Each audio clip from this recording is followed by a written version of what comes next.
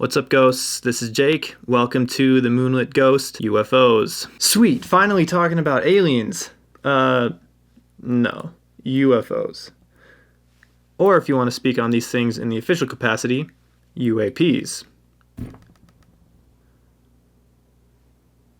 That's Unidentified Aerial Phenomenon. Okay, whatever. I'm just excited to talk about aliens. No, we're talking about UFOs. That's UFOs. Aliens. Play the intro. They sing on a sleepless night. Try to catch me howling at the moon.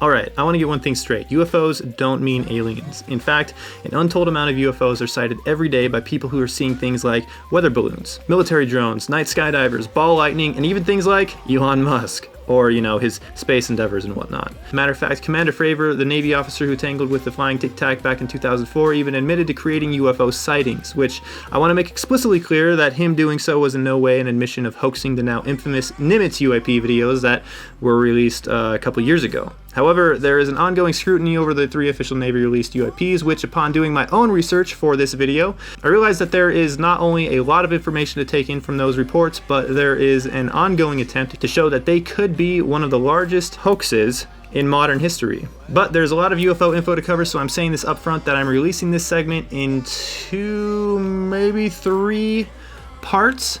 And it will be in part 2 that I address those Navy UAPs that I know you're dying to figure out. So please stay tuned for those. I am hard at work on getting that video up. In this video, I will be going over 3 different sightings, but intriguing ones nonetheless. Government top secret flying machines have been around for who knows how long and have historically been reported by the public as UFOs. And even though that many of these planes have been declassified, there is absolutely no reason to think that there still are not incredibly secret things flying around in today's skies or oceans operated by regular old, human beings. And just to be extra clear here, nearly anything in the sky can be considered a UFO merely because if the person observing the thing doesn't know what it is, it thereby is classified as an unidentified flying object. And if you notice, aliens are not a part of that description. In fact, commuter planes can easily sometimes fool cameras, sensors, and even government agencies, of which I have an incredible example of, so stay tuned to make sure you watch this whole video and the next 2 videos all the way through.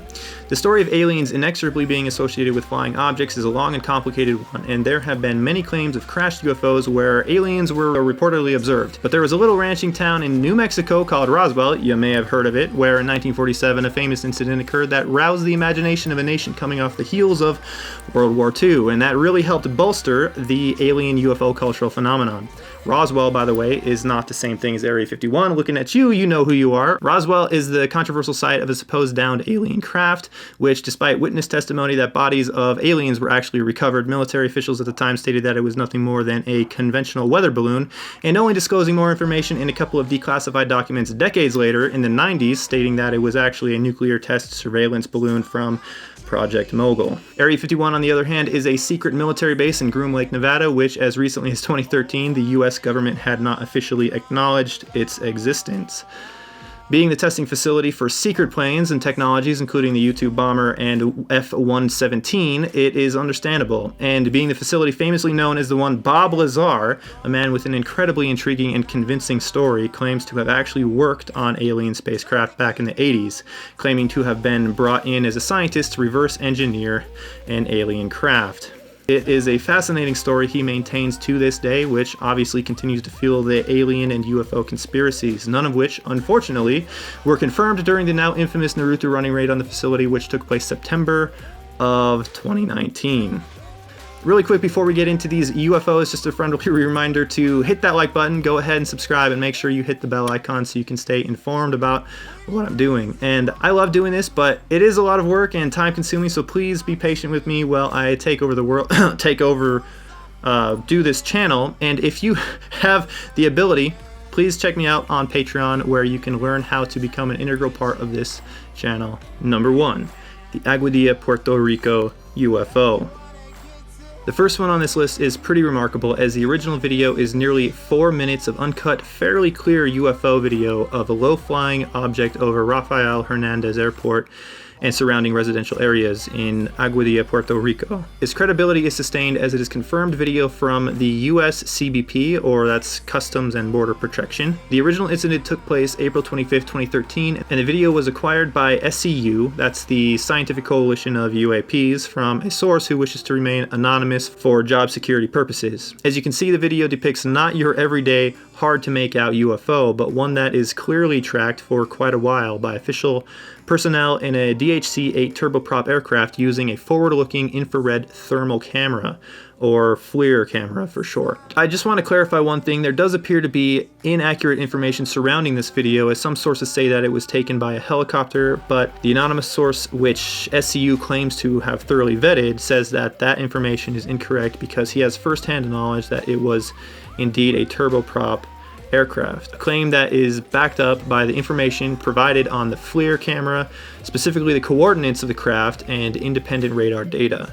There could be some conflation between this video and the final video I'm going to address here in part 1, which is the Chilean Navy UFO, which looks similar to this one, but is actually very different. That one has the shot from the helicopter using FLIR, not this one. Now, to me, just right off the bat, it seems like this object could be a drone, right? Well, 6 members of SCU authored an incredibly detailed 147-page paper analyzing this thing, and let me tell you, it is quite the read. It should be noted that this organization isn't a group of uneducated people either. Everyone there, especially those who authored this paper, have degrees and backgrounds in various scientific fields, including physics, chemistry, earth science, and mathematics. Although I believe there could be some bias in the reports, as this is a group of believers. But regardless, it is their ultimate conclusion that this thing is not a drone of any known capacity. They make the point that the object appears to split into 2 at one point, and its ability to seemingly dive into the water here without much resistance and continue on its plotted trajectory wholly dismisses the idea that it is a drone, at least a drone, any type of drone technology we are aware of. Another suggestion is that it could be a type of animal, like a large bird, but according to the paper they authored, no known species can reproduce the UAP's behavior exactly. Data extrapolated from the information on the FLIR camera indicated that the object had a median speed of around 80 miles per hour, reaching a maximum speed of 120 miles per hour. And although some bird species have been witnessed flying horizontally at upwards of 80 miles per hour for long durations, there are a few things that disqualify any type of bird from this scenario. Mainly that during over 3 minutes of continuous recording, no flapping of wings is seen. Also, birds, like drones, do not split into 2, although the point could be argued that multiple birds could appear to be grouped into one. However, it really doesn't appear that this is the case. A compelling claim is also made, though, that this object could be merely a couple of Chinese lanterns tied together, being forcefully blown by the wind. And some people really believe that, and I think they do have some solid basis in that, but I'm not so convinced of this. It seems pretty unlikely to me that this could be Chinese lanterns. Whatever this thing was, it was actually physically there. It even had real-world consequences, as it was the potential cause of delayed flights at the airport, presumably over safety concerns. I could go on. There's a lot of speculation about this thing. If I were to embrace my conspiratorial side, I would suppose it would be alien technology, and I would take this time to segue into the fact that there is a patent that the US Navy back in 2016 applied for, which describes a craft using an inertial mass reduction device. That is gravity manipulation, folks. That said, many seem to be skeptical of the feasibility of this patent, and rightfully so, because if these devices work in the real world, then, as Brian Wong, a tech writer at nextbigfuture.com, says, we are talking Star Trek level spaceships. The gravitational wave generator could be used for propellantless propulsion to near the speed of light. Being able to reduce inertia would also mean capabilities which currently seem beyond known physics. He continues, The more likely situation is that these will not lead anywhere and are incorrect, referring to the patents themselves. That said, if you read the description of the patent, you'll see that it uncannily describes what we're seeing in this UAP video. And the description itself says, this hybrid craft would move with great ease through the air, space, water mediums by being enclosed in a vacuum plasma bubble sheath due to the coupled effects of EM field induced air water particle repulsion and vacuum energy polarization. Technobabble that doesn't mean anything. It's only technobabble if you don't know what you're talking about. And you know what you're talking about? Ben Rich, the president of Lockheed Martin, said on his deathbed that if you've seen it on Star Trek, we've done it. This is crazy stuff, but let's try to ground ourselves by taking a step back and pinpointing what we know for certain. We know that some unknown object was captured on FLIR camera over Puerto Rico in 2013, and the most rational, albeit kind of, I don't know, I'm not really so sure about this explanation, is that it is a couple of Chinese lanterns. I'm not really convinced of that argument. So to me, this is a bona fide 10 out of 10 UFO, and it doesn't mean it's aliens. Let me know what you think. Comments below. Number 2, middle of the ocean lights. September 28th, 2019, so very recently, William Guy uploaded a video to YouTube of a group of lights that you may have seen all over the internet recently. If you haven't seen it, take a look. Look, nothing in the sky at all. Then all of a sudden, bam! What is that? Anybody tell me what that is? We're in the middle of the ocean on a ferry. Nothing around. Look, nothing around. No land, no nothing. Now, I can imagine if you were seeing these lights for the first time, it might be awe-inspiring or even a potential cause for concern, if not exhilarating altogether. Is it an alien invasion? Is this a fleet of UFOs? Is this the infamous Phoenix Lights making their return over Pamplico Sound, North Carolina? Or is there a more grounded explanation here? The Charlotte Observer reported that William was on his way back to Swan Quarter on a ferry from Ocracoke Island, and it appears in the video that the ferry is moving in the direction of William's right. And that would make sense in relation to where the sun is setting in the west. So William is on the left side of the boat. This is important because it allows us to know in which direction he is actually filming. And it turns out that he is filming toward the southwest in the exact direction of both Marine Corps Air Station Cherry Point and Marine Base Camp Lejeune. These are slow-falling military flares. And it is confirmed by Derek Schonault, who commented on the video. Quote, William, nice vid. As your vid on the news reads, you were on a ferry off the coast of North Carolina and facing towards Pamplico Sound. I'm pretty sure I know what those lights are. As a former Marine based at the 2nd Marine Air Wing in Cherry Point, North Carolina, and flight crew sergeant on the C-130 Squadron VMGR 252. We used to regularly drop flares out of the back of our plane in the evenings for military exercises in that area. They're 1 million candle power each, so they were pretty bright and can be seen from far away, and floated down slow as they hung from a parachute. When we would fly back to base in Havelock, North Carolina, we would watch the news and people called in to say they sighted UFOs in the area. Locals in that area all know that goes on. I'm pretty sure the ferry captain knew too. When I did this, it was from 1976 to 1980. Glad to see the Marines are still spooking people. Have fun and keep looking. And let me just say, I love this guy. He provides compelling and convincing evidence to show why it is military flares. Is extremely polite to his detractors, which there are, obviously, it's the internet, and in another comment, doesn't exclude the possibility that UFOs could be a real thing. Derek seems like a pretty well-rounded, intelligent, cool dude with a good sense of humor. Also, thank you for your service, Derek. You have my sincere appreciation. Confirmed, 100% military flares, debunked, Ben. Where are you at? Number 3, the final one in this video, the Chilean Navy UFO. This one is similar to the Puerto Rico UFO in that it was captured by the Navy, albeit the Chilean Navy, on a nearly identical FLIR camera. And this is the one that was actually filmed on a helicopter, not the one from Puerto Rico. It was taken back in 2014 and released to the public in 2017, and it had the news the world over all in a tizzy.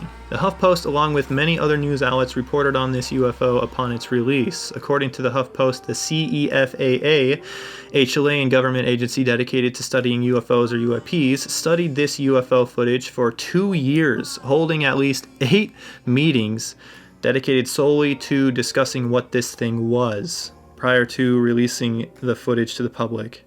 And I quote, CEFAA has committees of military experts, technicians, and academics from many disciplines.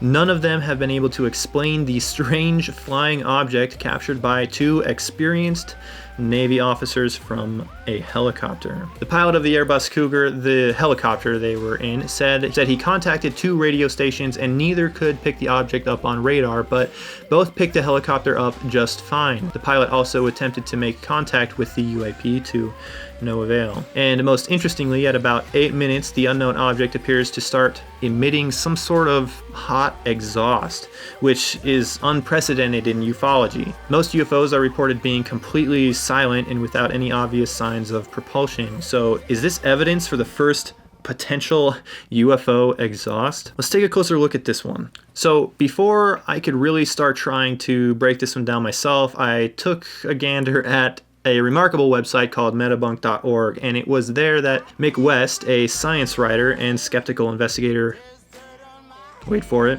completely debunked this UFO. And it appears he did it in 1 day after the HuffPost posted their article. How did he do it? Well, he goes into extreme detail about all of the things in the video, but the long and short of it is that using flight tracking data from planefinder.net, he discovered that there was indeed an Airbus A340 passenger airliner in the exact location where this footage was taken. The exhaust aerodynamic contrails. So the reason this debunk is important is because if you search YouTube for like UFO videos, this one comes up a lot and it adds to the UFO hysteria. But just, you look at this one, you see the exhaust out of the plane is titled UFO or whatever, know that this one it has been identified. That said, you might be skeptical of this explanation, but the breakdown on his site, I assure you, is absolutely solid, and I encourage you to go see for yourself his explanation of this Chilean Navy UFO. He even shows exactly why an Airbus looks like a black blob on a thermal camera. So West addresses some common concerns about this explanation as well. One being, why didn't the airline respond to hails? Well, a senior member of Metabunk, T.W. Cobra, who happens to be a pilot for Qantas Airways, said, quote, reading the original report, the helicopter seems to have tried to call on 121.5. There are a couple of problems with that. Most aircraft don't set that frequency until sometime after takeoff, which can vary from airline to airline. And if they were listening, unless whoever was calling used their call sign, they wouldn't respond. And it should be noted that this plane was taking off from a nearby airport. Another issue being why it didn't appear to show up on radar. Well, the Airbus A340 actually did show up on their radar. It just wasn't where the pilots of the helicopter thought it actually was. They thought the UAP was a lot closer. Basically, they were looking in the wrong spot.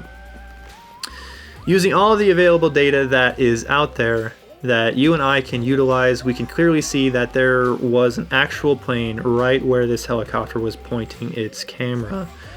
This is clearly the real explanation for this UFO, but Mick West's debunk of this does present a somewhat troubling issue.